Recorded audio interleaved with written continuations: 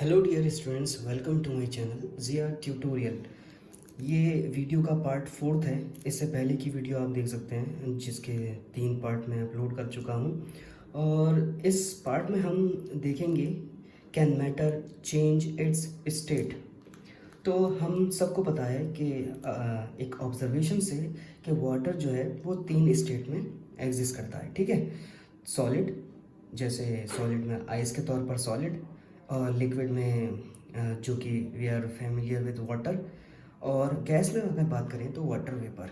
ठीक है, तो असल में बात ये आती है, सवाल ये है कि what happens inside the matter during this change. जब भी स्टेट चेंज करता है, मैटर का चेंज चेंज होता है, तो उसके अंदर होता क्या है।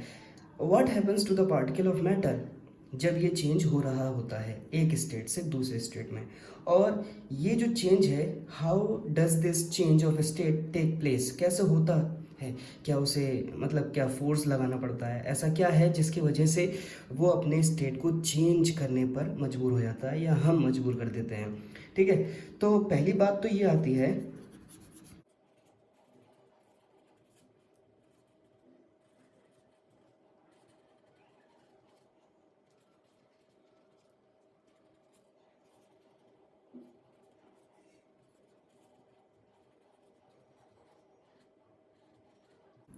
यानी मैटर जो है अपने स्टेट को बदल सकता है, सॉलिड से लिक्विड या फिर लिक्विड से गैस और वाइस वर्सा।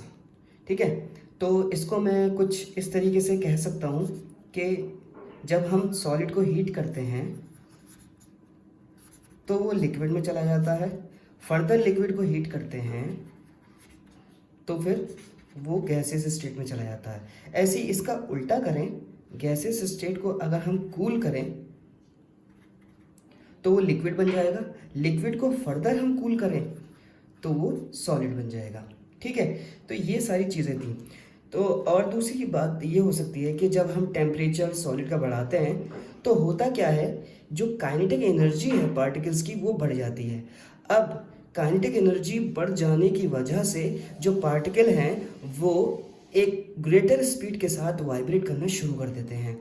ठीक है, जिसकी वजह से एनर्जी जो सप्लाई हो रही होती है हीट के ज़रिए से, वो क्या होता है, वो फोर्स ऑफ अट्रैक्शन जो पार्टिकल्स के बीच में मौजूद है उसको ओवरकम कर लेते हैं। ठीक है, उस पर काबू पा लेते हैं, जिसकी वजह से जो काइनेटिक जो ग्रेटर उनके वाइब्रेशन की वजह से पैदा हुई है, तो वो फोर्स ऑफ अट्रैक्शन को हावी हो जाती है, उसको तोड़ देती है उनकी पार्टिकल्स के बीच के अट्रैक्शन को, जो एनर्जी हमने सप्लाई की है हीट के फॉर्म में। तो पार्टिकल जो हैं अपनी फिक्स पोजीशन को, यानी जिस पोजीशन में भी वो हैं अपनी पोजीशन को वो लीव करने लगते हैं और वो फ्रीली मूव करने लगते हैं। जैसे अभी ये बहुत ज़्यादा करीब करीब थे, जब इनके वाइब्रेशन से क्या हुआ, इन्होंने अपनी जो फिक्स पोजीशन थी उसको छोड़ना शुरू किया, लीव करना शुरू किया और वो फ्रीली मूव करने लगे। फिर एक वक्त ऐसा आ जाता है जब सॉलिड जो है वो मेल्ट कर जाता है और फिर वो लिक्विड में कन्वर्ट हो जाता है। तो मेन मुद्दा क्या है, जो स्टेट चेंज हो रहा है सॉलिड से लिक्विड में, उसका मेन रीज़न यही है कि हीट के ज़रिए से जो हमने सप्लाई दी थी उसकी वजह से काइनेटिक एनर्जी इंक्रीज कर दी है, जिसके वजह से वो फ्रीली मूव करने लगते हैं और फोर्स ऑफ अट्रैक्शन जो पार्टिकल के बीच का है उस पर ओवरकम करने लगते हैं, जिसकी वजह से उनका जो स्टेट है वो चेंज होने लगता है। ठीक है, तो यहाँ पर इफेक्ट ऑफ टेम्परेचर की अगर मैं बात करूँ,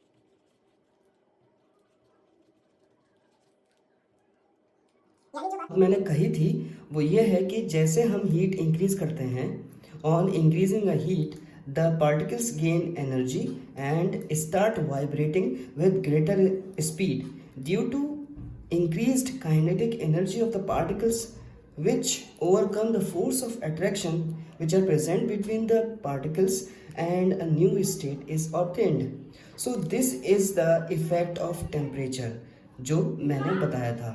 इसके बाद हम बात करेंगे मेल्टिंग पॉइंट की। और मेल्टिंग पॉइंट वो टेम्परेचर होता है जिस पर सॉलिड मेल्ट करने लगता है, पिघलना शुरू कर देता है, जिससे वो लिक्विड स्टेट में आ जाता है at the atmospheric pressure, that is called melting point. इसके बाद बॉइलिंग पॉइंट है।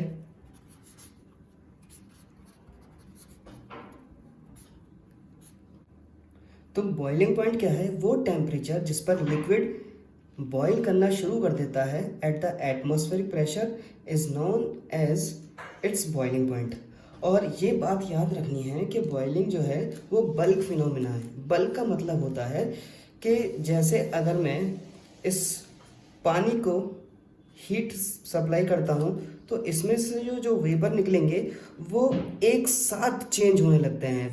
यानी ये जो लिक्विड है हीट करने की वजह से इसके जो वाटर मॉलिक्यूल्स हैं वो एज अ बल्क यानी सब के सब एक साथ जो है चेंज होने लगते हैं वेपर्स के अंदर, एक एक करके नहीं होते। तो इसी वजह से ये बॉइलिंग जो है वो बल्क फिनोमेना कहलाती है। यानी और इसका दूसरा जो है जिसमें हीट सप्लाई करते हैं तो उसमें एवापोरेशन का नाम आता है। तो इन दोनों में फ़र्क ये हो जाता है कि बॉइलिंग जो है एक पर्टिकुलर टेम्परेचर पर आकर, यानी अलग अलग लिक्विड का जो है बॉइलिंग पॉइंट एक सेट होता है। जैसे 100 डिग्री सेल्सियस पे वाटर का बॉइलिंग पॉइंट होता है, मगर ये ज़रूरी नहीं है कि एवापोरेशन जो है वो 100 डिग्री सेल्सियस पर जाकर ही हो। तो एवापोरेशन जो है वो बल्क फिनोमेना में नहीं आता है और वो 100 डिग्री सेल्सियस से पहले ही अपना काम शुरू कर देता है, जिसमें कन्वर्जन होने लगता है वाटर का इनटू वेपर में। ठीक है, तो ये फ़र्क है थोड़ा सा बॉइलिंग और एवापोरेशन के अंदर। इसके बाद जो चीज़ है जो हमें जाननी है वो ये है कि लेटेंट हीट ऑफ फ्यूजन क्या होता है और लेटेंट हीट ऑफ वेपराइजेशन क्या होता है। तो सबसे पहले हम बात करेंगे लेटेंट हीट की। ये लेटेंट हीट क्या है? ये हिडन हीट होती है जो टेम्परेचर को इंक्रीज या डिक्रीज कराने में बिल्कुल भी अपना रोल प्ले नहीं करती है। ये बस जो स्टेट होता है यानी सॉलिड से लिक्विड में, लिक्विड से गैसेस में या फिर वाइस वर्सा, ये उस चीज़ में काम आती है। इससे जो टेम्परेचर होता है स्टेट का वो बिल्कुल भी इंक्रीज या डिक्रीज नहीं करता है। तो हम ये कह सकते हैं इसके बारे में, यानी लेटेंट हीट ये वो हिडन हीट है which is only play a role in changing the state of matter, not the temperature. ठीक है, तो अब हम बात करेंगे latent heat of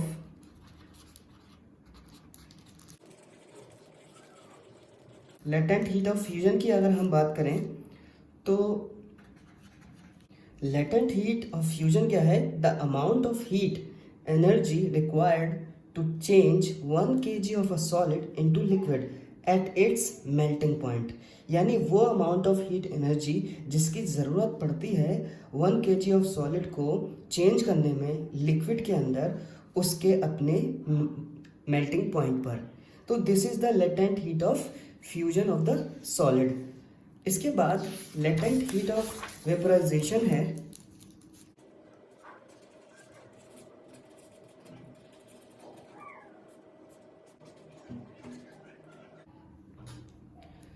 so latent heat of vaporisation क्या है? The amount of heat energy required to change 1 kg of liquid to vapour at atmospheric pressure at its boiling point. ठीक है, यानी वो अमाउंट ऑफ हीट एनर्जी जिसकी ज़रूरत पड़ती है 1 kg ऑफ लिक्विड को वेपर में चेंज करने के लिए उसके अपने बॉइलिंग पॉइंट पर।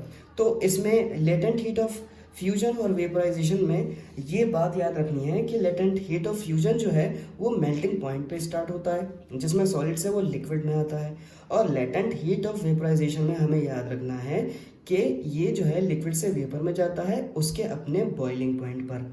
तो ये थोड़ा सा याद रखना है क्योंकि ये थोड़ा सा कन्फ्यूजन पैदा करता है। इसके बाद हमें ये देखना है कि जो दूसरे चेंजेस हैं, ठीक है, इसके अलावा एक और प्रोसेस है जिसको हम कहते हैं सब्लिमेशन। सब्लिमेशन में क्या होता है कि जो स्टेट का जो चेंज होता है वो डायरेक्ट होता है, यानी सॉलिड से गैस या फिर गैस से solid without changing into liquid state, ठीक है, और वाइस वर्सा। तो इसको मैं लिख देता हूँ, यानी a change of state directly from solid to gas और gas to solid without going through liquid state और vice versa is called sublimation, ठीक है। इसके बाद हमें देखना है, हमने अभी इफेक्ट ऑफ टेम्परेचर भी देखा था। इसके बाद अब हम देखेंगे कि जो प्रेशर है उसका इफेक्ट क्या होता है मैटर के ऊपर, ठीक है। तो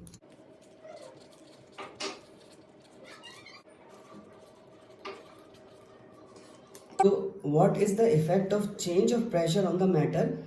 When we apply pressure, the particle of matter can be brought close together and the state of matter can be changed. For example, जब हम CO2 गैस को सॉलिडिफाइड करते हैं, कैसे? प्रेशर को अप्लाई करते हैं और टेम्परेचर को लो कर देते हैं। इस तरीके से जो उसके पार्टिकल्स होते हैं वो दूर दूर थे पहले, तो वो करीब करीब आ जाते हैं, जिसकी वजह से उसके अंदर चेंज आने लगता है, ठीक है। जैसे पहले वो गैस थी, उसके बाद वो सॉलिड हो जाती है। तो this is the effect of change of pressure on the matter. इसके बाद हम इवापोरेशन देखेंगे, आखिरी टॉपिक बचा है हमारा। तो इवापोरेशन क्या है? The phenomena of changing of liquid into its vapour state at any temperature below it's boiling point is called evaporation. Evaporation is a surface phenomena. तो जैसा कि मैंने बताया था, बॉइलिंग पॉइंट में क्या होता है कि उसमें जो है लिक्विड से वेपर स्टेट में तो जाता है, पर उसके मेल्टिंग पॉइंट एक पर्टिकुलर टेम्परेचर होता है। जैसे वाटर का जो बॉइलिंग पॉइंट है वो 100 डिग्री सेल्सियस है, तो वो वहीं उसी पर जाके अपने स्टेट को चेंज करेगा। मगर इवापोरेशन में क्या है कि वो बिलो इट्स बॉइलिंग पॉइंट किसी भी टेम्परेचर पे लिक्विड से वेपर स्टेट में चेंज हो जाता है। और बॉइलिंग क्या था? बॉइलिंग जो है वो बल्क फिनोमेना था जिसमें सारे के सारे पार्टिकल एक साथ कन्वर्ट होते हैं।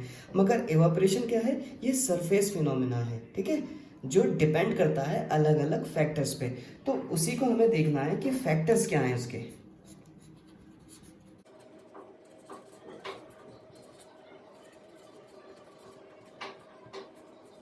पहला फैक्टर जो है जो इवापोरेशन को अफेक्ट करता है वो है उसका surface area. An increase in surface area increases यानी सरफेस एरिया के वो डायरेक्टली प्रोपोर्शन होता है, ठीक है। या मैं शॉर्टकट में अगर इसको लिखना चाहूँ तो ये दूसरा जो पॉइंट है वो है टेम्परेचर। यानी अगर टेम्परेचर बढ़ाएंगे तो इवापोरेशन जो है रेट ऑफ इवापोरेशन भी इंक्रीज करेगा। इसका मतलब क्या है? टेम्परेचर भी डायरेक्टली प्रोपोर्शनल है, ठीक है। और तीसरा जो पॉइंट है वो है ह्यूमिडिटी।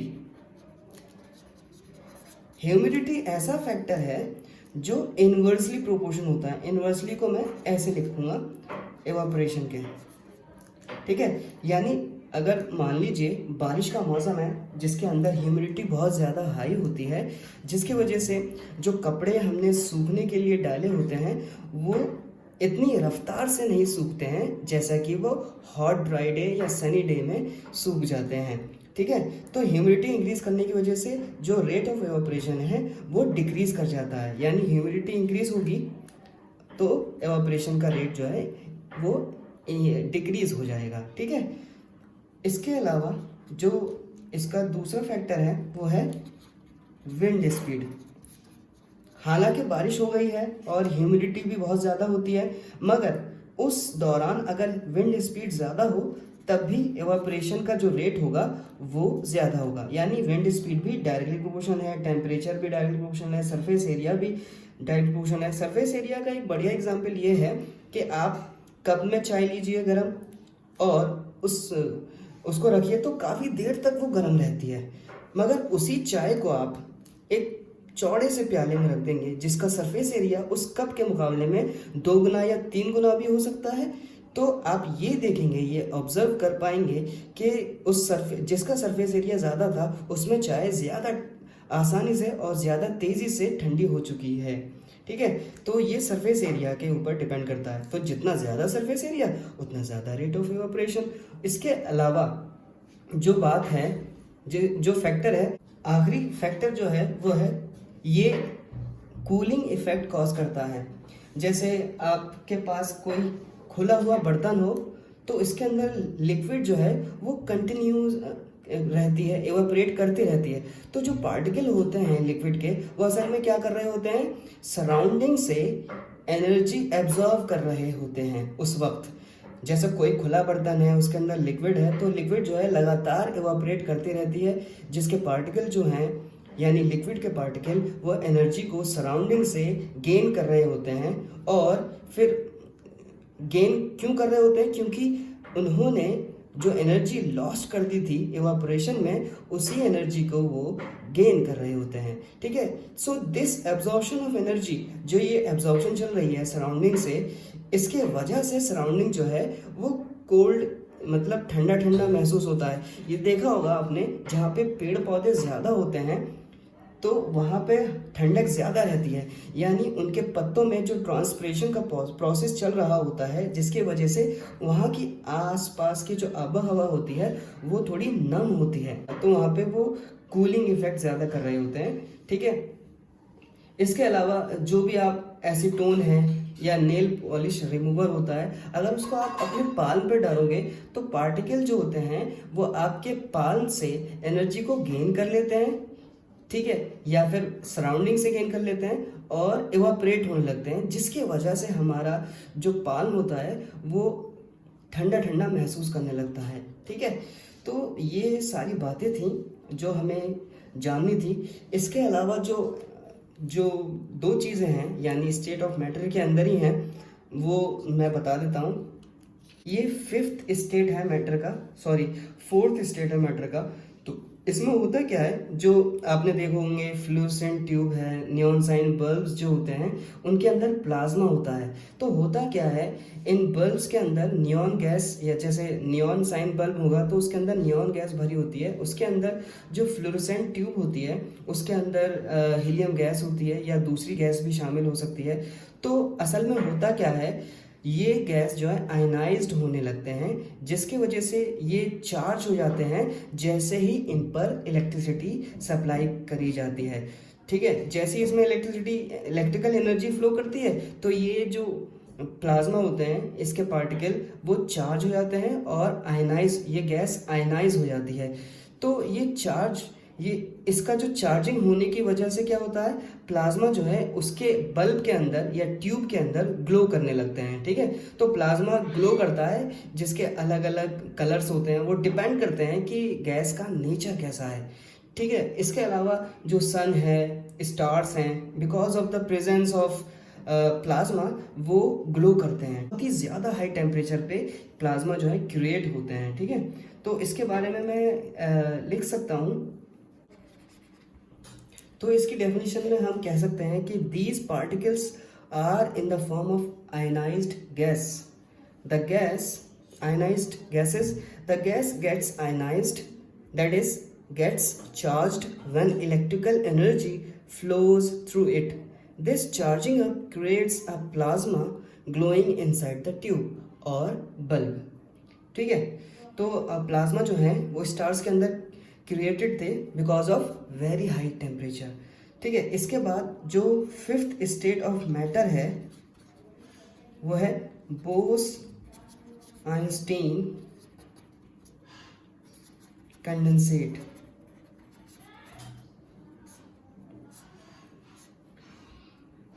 इसके बारे में ये है कि 1920 में जो इंडियन फिजिसिस्ट से, उनका नाम था सत्येंद्र नाथ बोस। तो उन्होंने कुछ कैलकुलेशंस की थी इस फिफ्थ स्टेट ऑफ मैटर के लिए, और इसके ऊपर अपनी कैलकुलेशन के बेस पर, ठीक है, अल्बर्ट आइंस्टाइन ने ये प्रिडिक्ट कर लिया था एक नए स्टेट ऑफ मैटर को, जिसका नाम दिया गया था बोस आइंस्टाइन कंडेंसेट। अब ये जो बोस आइंस्टाइन कंडेंसेट है, ये बनता कैसे है? ये बनता है गैस को कूल करके। कहाँ तक कूल करते हैं ये? वो गैस जो जिसकी डेंसिटी एक्सट्रीमली लो होती है, और उसकी जो डेंसिटी होती है वो नॉर्मल एयर के मुकाबले में 100,000th होती है, ठीक है। और जो टेम्परेचर होता है इसमें, वो सुपर लो टेम्परेचर होता है, ठीक है। तो इसके बारे में मैं लिख सकता हूँ। So this is the definition regarding Bose-Einstein condensate. This is formed by cooling a gas of extremely low density, about 100,000th the density of normal air, to super low temperatures. तो this is the fifth state of matter, और ये chapter का and था, ये मेरा final part था। इसके बाद मैं क्वेश्चन एंड आंसर्स का सिलसिला शुरू करूँगा, और उम्मीद है आपको ये वीडियो पसंद आई होगी। सो प्लीज़ लाइक ज़रूर करिएगा।